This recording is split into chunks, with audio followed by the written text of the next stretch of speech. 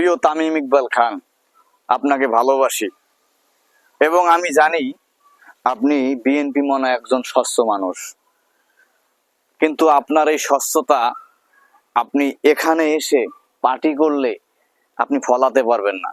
কারণ পার্টি করলে আপনার মতো একজন থাকলে আপনার বিপরীতে থাকবে 10 জন। আপনি স্বার্থ খুঁজবেন না, তারা স্বার্থ খুঁজবে। সেজন্য আপনি আপনার ভালো কাজটা এখানে করতে পারবেন না। তাই আপনার কাছে আমার অনুরোধ, একজন ভক্ত হিসেবে আপনি দল করেন, সমস্যা নেই, কিন্তু এই দলের সাথে মিশে আপনার ইমেজটা সাকিব আল হাসান এবং মাশরাফির মতো করবেন না। কারণ আমি জানি এদের বেশিরভাগই হলো স্বার্থপর। আমিও একজন মানবিক কর্মী, তারপরও আমার একটা রাজনৈতিক পরিচয় আছে।